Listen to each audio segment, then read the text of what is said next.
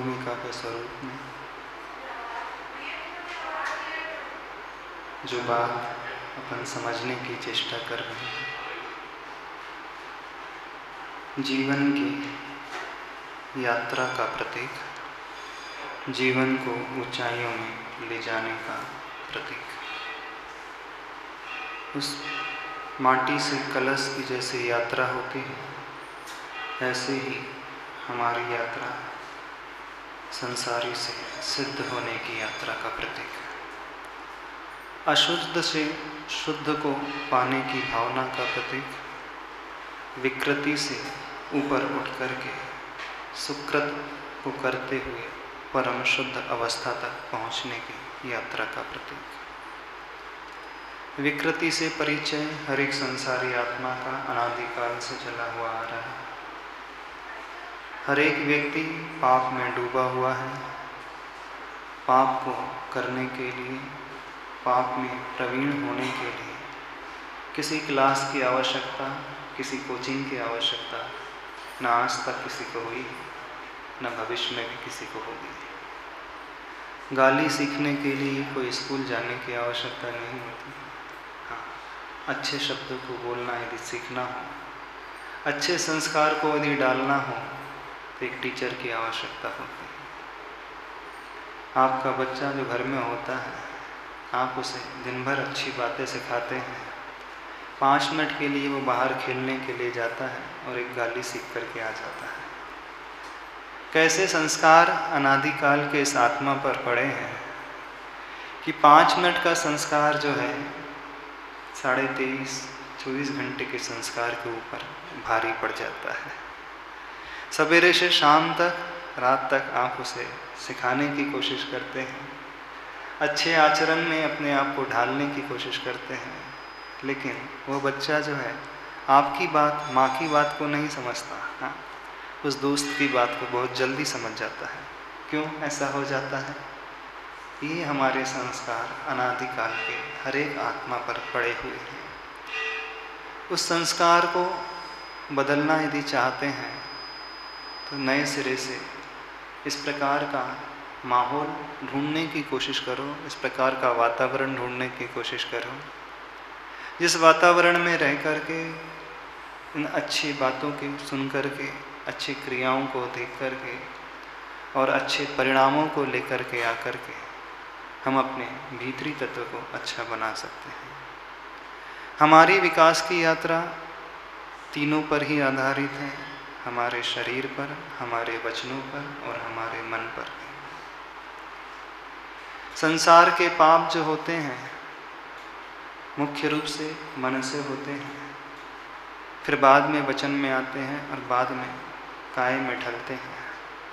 लेकिन जब हम धार्मिक भावना से जुड़ने की कोशिश करते हैं, अपने उत्थान की बात करते हैं, तो यात्रा पूरी रिवर्स डायरेक्शन से शुरू होती है। एकदम से सडनली हम चाहें मन लग जाए, वो होता नहीं है।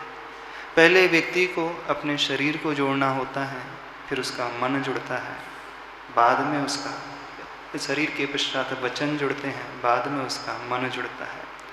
लेकिन पाप की यात्रा पूरी अलग तरीके से चलती है। पहले वहाँ मन में विचार उत्पन्न हो जाते हैं, फिर वो शब्दों में आते हैं, फिर हमारे काय की प्रवृत्ति में अवतरित होते हैं और धर्म पूरा कठिन होता है। क्यों कठिन होता है? एकदम से हम चाहें कि मन लगने लगे, भाव लगने लगे, वो होता नहीं है। तो भाव न भी लगे, वचनों में वो बात न भी आए तो घबराने की आवश्यकता नहीं है। पहले इस काय को उससे जोड़ना होगा। काय योग के माध्यम से, वह शुभ काय की प्रवृत्ति के माध्यम से शुभ काय योग को बना करके अपने भीतर उस संस्कार को बढ़ाने का पुरुषार्थ किया जाता है। तो पाप की यात्रा, संसार की यात्रा मन वचन काय से, और धर्म की यात्रा, शुभ की यात्रा प्रारंभिक भूमिका में काय वचन और मन। फिर जैसे जैसे व्यक्ति निष्णात होने लगता है, आगे बढ़ने लगता है, फिर काय और वचन गौण होते चले जाते हैं, फिर मन उसका लगने लगता है। तो प्रारंभिक भूमिका में मन न भी लगे तो टेंशन नहीं करना, घबराना नहीं। हमारा मन नहीं लग रहा, हम इतनी मेहनत करते हैं, लगेगा भी नहीं, क्योंकि एकदम से जो हम करते आए हैं उसे हम बदलना चाहें, नए सिरे से अपने आप को ढालना चाहें, वो पॉसिबल नहीं होता है। एक पुरुषार्थ से, एक अभ्यास से उसमें ऐसी संभावनाएं प्रकट होती हैं।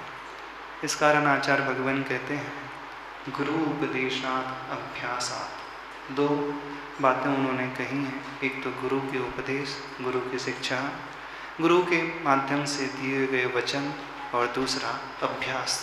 जब ये अभ्यास हमारा नित्य प्रतिदिन बढ़ते चले जाता है, तब कहीं मानना कि हमारे भीतर से वह विकृतियाँ दूर होंगी, हमारी आत्मा से वह अशुद्धियाँ दूर होंगी, जैसे उस माटी में से वह कंकर दूर होते हैं। समझ रहे हो बात? नहीं समझ में आ रही है? थोड़ा सा काय योग लगाओ, फिर वचन योग, फिर बाद में मन योग। तब हमारी यात्रा जो है ऊंचाई की ओर होगी, विकास की ओर होगी। तब समझना हम जिंदगी में कुछ स्थायी रूप से पा पाएंगे, अपने आप को स्थायी रूप से परिष्कृत कर पाएंगे, अपने आप को स्थायी रूप से शुद्ध कर पाएंगे। जैसे वह माटी पूर्ण रूप से जब कलश बन जाता है, घड़ा बन जाता है, फिर वह घड़ा मिट्टी के रूप में अशुद्ध नहीं होता है, ऐसे ही एक बार यदि हमने उस शुद्धता को प्राप्त कर लिया तो पुनः वह संसार की अशुद्धता भीतर प्रवेश नहीं करेगी। चलें आगे चलें। पुस्तक तो लाए हैं, पेज नंबर 9 पेज नंबर। वो आस्था की बात चल रही थी, उसके पश्चात अपन आगे बढ़ते हैं। वह संबोधन धरती माँ का अपने उस बेटे के लिए, उस माटी के लिए, और तूने जो अपने आप को पतित माना है, लघुतम माना है, यह अपूर्व घटना इसलिए है कि तूने निश्चित रूप से प्रभु को गुरुतम पहचाना है। तेरी दूरदृष्टि में पावन पूत का बिंब बिंबित हुआ अवश्य। बहुत गहरी बात, बहुत रहस्य की बात। बहुत चिंतन के पश्चात आचार्य भगवान की लेखनी से निकली हुई ये वाक्य, ये पंक्तियाँ। यदि आप इस पंक्ति को पढ़ो, इसके भावों तक उतरने की कोशिश करो, हमारा उत्थान कैसे होता है, शायद एक दिन आपसे हमने कहा भी था, और वही पंक्तियाँ आज आचार्य भगवान के माध्यम से उतर कर गया है। अपने आप को पतित जाना है तूने जो, उस माटी से माँ कह रही है। लघुतम माना है, यह अपूर्व घटना इसलिए है कि तूने निश्चित रूप से प्रभु को गुरुतम माना है। यानी हम अपने आप को लघु तब समझ पाते हैं जब कोई गुरु सामने होता है। हम अपने आप को छोटा तभी मान पाते हैं जब कोई बड़ा समक्ष होता है। एक कहावत आप लोगों ने सुनी होगी, ऊंट का घमंड कब चूर होता है। हाँ? आप कहते हैं कहावत, अब आया ऊंट पहाड़ के नीचे। जब तक ऊंट पहाड़ के दर्शन नहीं करता है, तभी तक वह अपने आप को बहुत बड़ा मान करके चलता है। वो यह मानता है कि मुझसे बड़ा दुनिया में कोई नहीं, मेरी काया ऐसी है, मैं एक बार पानी पी लेता हूँ तो मुझे बहुत दिन तक रह जाता हूँ इस मरुस्थल में, इस रेगिस्तान में। वह अपने आप को सबसे बड़ा मान कर के चलता है, लेकिन जैसे ही वो पर्वत की तलहटी पर पहुँचता है, पहाड़ के दर्शन करता है, तब उसे भान हो पाता है कि मेरी धारणा कितनी गलत थी, कितनी भ्रम धारणा को लेकर के आज तक मैं चलता हुआ आया था। मैंने आज तक ही अपने आप को सबसे बड़ा माना था, लेकिन आज समझ में आया कि मैं तो बहुत छोटा हूँ, बहुत लघु हूँ। कब? जब वह पहाड़ को देखता है, पहाड़ के दर्शन करता है। तभी तक व्यक्ति उस अभिमान में फूला रहता है, गर्व और घमंड से भरा रहता है, जब तक कोई उसे बड़ा नजर नहीं आता है। और प्राय हर संसारी व्यक्ति अपने आप को बहुत बड़ा मान करके चलता है। वह अपने आप को छोटा मानने के लिए तैयार होता ही नहीं। सामने यदि उसे कोई बड़ा व्यक्ति भी नजर आ जाए तो भी वह उसके बड़प्पन को स्वीकार नहीं करता है, उसके गुणों को स्वीकार नहीं करता है। उसकी आंखों के आगे एक पर्दा डला होता है, एक अभिमान का पर्दा। जब तक वो पर्दा हमारी आंखों के आगे डला रहेगा, हम दुनिया में बड़ों को देख नहीं पाएंगे। और जब तक हमारी दृष्टि में कोई गुण से अधिक बड़ा व्यक्ति नजर आएगा नहीं, तब तक हम अपने आप को पतित मान भी नहीं पाएंगे। तब तक हम अपने आप को लघु और छोटा मान भी नहीं पाएंगे। हम अपने आप को संसार में गिरा हुआ, संसार में बहुत निचली अवस्था में स्वीकार कर भी नहीं पाएंगे। हमारा विकास होता है, कैसे होता है? निश्चित रूप से प्रभु को गुरु तम पहचाना है, तेरी दूरदृष्टि में पावन पूत का बिंब बिंबित हुआ अवश्य। जब हम भगवान के समक्ष पहुँचते हैं, गुरु के समक्ष पहुँचते हैं, भगवान के गुणों के बारे में चिंतन करते हैं, उनके सुख के बारे में चिंतन करते हैं, उनके ज्ञान के बारे में सोचते हैं, उनकी शक्ति के बारे में विचार करते हैं, तब समझ में आता है कि जिस ज्ञान को लेकर के हर संसारी व्यक्ति अभिमान करता आया है, जिस साता के उदय को हर व्यक्ति बहुत अच्छा मानता हुआ आया है, सारी अनुकूलता में जब जिंदगी बिताता है, परिवार को बहुत अच्छा मानता हुआ आया है, लेकिन भगवान के समक्ष जाकर के वो पहचानता है कि आखिर मैं किस पर अभिमान करता हुआ आया हूँ, किस पर गर्व करता आया हूँ? उस ज्ञान पर जो छोटा सा है, क्षयोपशमिक ज्ञान है, जो कुछ समय तक रहने वाला है, उसके पश्चात वो नष्ट हो जाने वाला है। हर व्यक्ति यहाँ अभिमान से भरा हुआ है, पूरा है, और हमारे संसार में रहने का एक सबसे बड़ा कारण है। संसार में भटकने की सबसे बड़ी परिस्थिति है, संसार में चक्कर लगाने के, गोते लगाने का सबसे बड़ा हेतु है तो व्यक्ति का मान। वह अपने आप को इतना विशाल, इतना बड़ा मानता है कि अपने आगे किसी को कुछ गिनता ही नहीं, स्वीकार ही नहीं कर सकता। पूज्य और पूजक का रिश्ता ही तब आता है जब हम सामने वाले को पूज्य के रूप में, अधिक गुणी के रूप में स्वीकार कर सकें। झुकने के भाव ही तब आते हैं जब सामने वाला हमसे बड़ा हमें अपनी दृष्टि में समझ में आता है।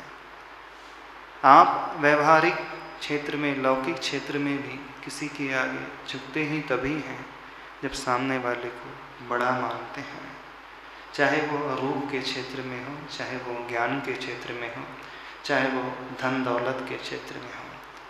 वो आपसे जब अपने आप को व्यक्ति सामने वाले को बड़ा स्वीकार करता है, तब उसके चरणों में अपने आप को झुकाता है, उसके चरणों की वंदना करता है ना? किसके पैर पड़ते हो आप लौकिक क्षेत्र में? अपने से बड़ों के। यानी जब भीतर से भाव आए कि हमसे बड़ा है, तभी व्यक्ति झुक पाता है। और झुकने का अर्थ उसने अपने अभिमान को, अपने गर्व को गलाया है। तो जीवन में विकास तभी होता है जब हम अपने अभिमान को, अपने गर्व को गलाना सीखते हैं और सामने वालों को बड़ा देखना सीखते हैं। तभी हमारे दृष्टि में सामने वाला पूज्यता को पा पाता है। समझ रहे हो? भगवान के पास आकर के लगता है कि आखिर हमने क्या आज तक किया है। गुरु के समक्ष आकर के लगता है आज तक हमने अपने आप को बहुत अच्छा माना, बहुत अच्छा स्वीकारा, लेकिन जब उनके दर्शन करते हैं, उनकी उस लघुता को देखते हैं, उनकी सरलता को देखते हैं, उनकी ज्ञान की स्थिति को देख कर के भी इतने झुके हुए भावों को देखते हैं, तो लगता है कि हमने आखिर जिसे जोड़ करके रखा कुछ भी ऐसा नहीं था जिसमें जोड़ने लायक था। वह पेड़ आपने देखा होगा, आम का वृक्ष एकदम झुक जाता है। कब झुक जाता है? जब फलों से लदा होता है। वैसे ही व्यक्ति जब जिन गुणों से भरा हुआ होता है, लदा हुआ होता है, तो अपने आप वह नम्रीभूत होने लगता है, अपने आप वो झुकने लगता है। और झुकना ही ऊपर उठने की निशानी है, ऊपर बढ़ने की निशानी है। जो व्यक्ति जितना झुकना सीखेगा, जो व्यक्ति अपने आप को जितना छोटा स्वीकार करेगा, जो व्यक्ति अपने आप को जितना अज्ञानी स्वीकार करेगा, समझना उसके ज्ञानी होने के लक्षण अपने आप दिखने लगते हैं। और जो व्यक्ति अपने आप को जितना ऊपर का मान करके चलता है, वो उतना ही अभी भीतर से छोटा है, अज्ञानी है। आप अपने आप को क्या मान करके चलते हो, बताओ? छोटा मानते हैं? हाँ, अभिमान छोड़ पाते हैं? महाराज जी मंदिर में आकर के तो छोड़ देते हैं, लेकिन जब प्रैक्टिकल लाइफ में कोई ऐसा बड़ा व्यक्ति मिलता है जो कुछ बोलता है, जो हमसे अधिक गुणी है, उसके आगे छोड़ना थोड़ा सा कठिन हो जाता है ना? अब मूर्ति के आगे तो छोड़ ही देते हैं, क्योंकि पता है मूर्ति कुछ बोलती नहीं है, चल जाता है। लेकिन जब व्यवहारिक जीवन गुजारते समय कोई व्यक्ति मिलता है, गुणी व्यक्ति, तो उसे मानते हो, झुकाते हो अपने आप को उसके चरणों में। यदि जो व्यक्ति सही पूजक है और सामने वाले को पूज्य मानता है, भगवान को पूज्य मानता है, तो वो अपने से भले ही एक गुण भी अधिक है, नो डाउट के भी वो भगवान नहीं बना है, नो डाउट के भी वो गुरु भी नहीं बना है, नो डाउट के भी बहुत ऊपर भी नहीं बढ़ा है, लेकिन वो अपने आप झुकता चला जाएगा, अपने आप को नम्रीभूत बनाता चला जाएगा।